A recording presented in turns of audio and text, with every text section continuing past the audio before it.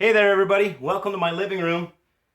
I don't have a synchronous lesson for you this evening, and I know it's really kind of hard to think about with these hot temperatures, but I wanted to give you a lesson in regard to our first line of defense, which is clothing in a bushcraft or a primitive living situation. So there's a couple things to keep in mind. I think the first is the reality that the outdoor clothing industry is a massive juggernaut of consumerism in our society, disguised as kind of being righteous or right on. So the idea is that if we look the part of being an outdoor person, then our actions must follow as being someone that cares for the environment. And so that's not altogether a bad thing, but it doesn't really carry over into our world here.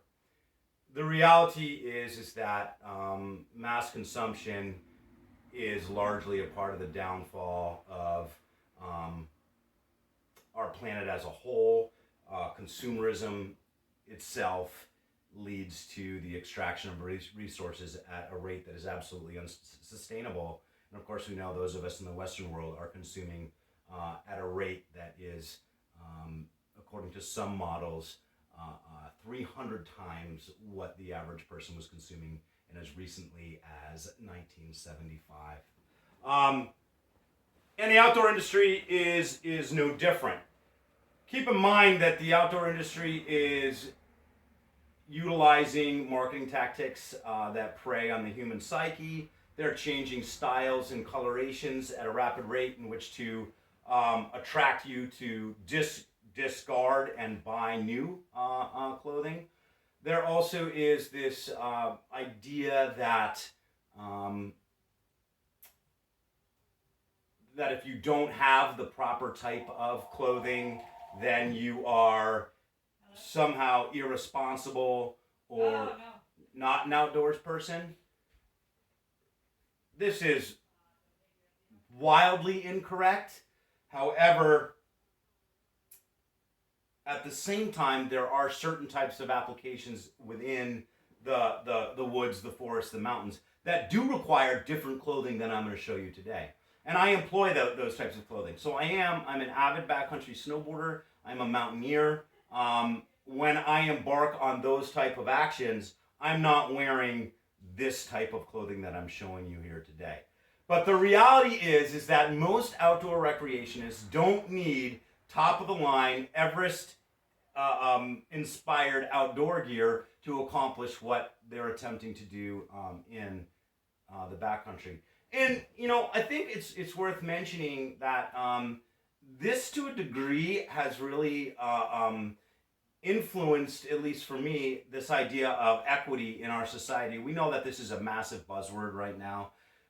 Perhaps a lot of you are sick of that word, but I think it's something worth mentioning in that the outdoor industry has really made this perception that you can only recreate in these wild places if you have this incredible amount of resources, these incredible resources to be able to purchase this very expensive stuff that really actually isn't that great. Keep in mind that if you're buying something that is polymer based, so it's oil based, so it's synthetic in nature. Although some of those things are pretty effective, they certainly are lightweight. They kick the snot out of what I have here as far as weight is concerned. They are displacing habitats. They're belching smoke, heavy metal pollutants into the atmosphere. And from there, many of them are made overseas with even worse environmental practices. And of course, from a social perspective, they're using abusive labor tactics, of which here in the Western world we don't have to see, so therefore we don't really think about it. And that's a huge part of this course, is this idea that if we can take our consumption, it's not evil that we're consumers. Everything that lives is a consumer. We're not somehow rotten. The problem is, how do we measure our consumption in a way, or how do we calculate our consumption in a way that we can somehow give back, therefore allowing us to be a part of the sustainability of the planet as opposed to the locusts of the planet. And remembering that no matter how great an advertisement is for a certain outdoor-based company, those are practices that they are employing that are really working against their message. So again, what I'm showing you here today is not what I'm wearing every time I'm out in the woods, but if I am in a primitive living situation or a bushcraft situation, this is what I have. Now, I'm also going to tell you what I'm going to show you is this stuff is not cheap, which kind of brings me to, I would say, our benchmarks or our key points for what we're looking for when we're looking for appropriate outdoor apparel when we are living in the woods or recreating with bushcraft principles. I also need to let you know that I am 40 years old and it's taken me a lifetime to build up this arsenal of clothing.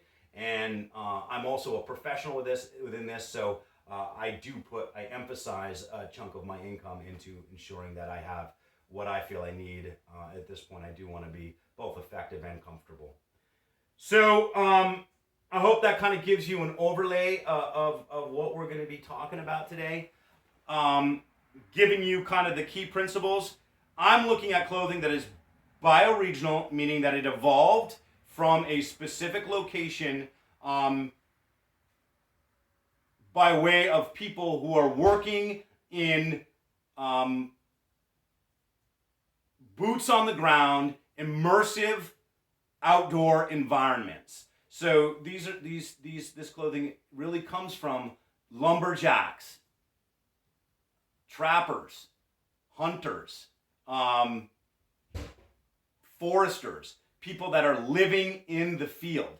And you'll notice that a lot of these designs are timeless. And there's a reason for that, because as a society, we have kind of moved away from those occupations. I hope we go back to them, where we really are immersed in the field for a long time. We're not, as modern gear allows for, just visiting for a short period of time, but rather we're out there for an extended period of time.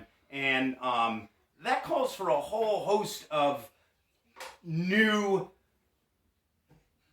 or I shouldn't say new, but that calls for a whole host of merits to our clothing that would not be something we would be concerned of if we were just doing a day hike or even a week hike or an intensive summit attempt or some kind of gnarly backcountry ski line.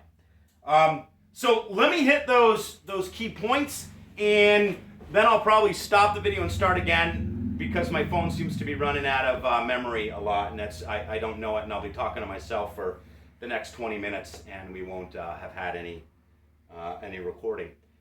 So, and then it gets in my head that my best recording was the one I did before, and I don't know if that's true or if that even makes sense to you. But the benchmarks, durability,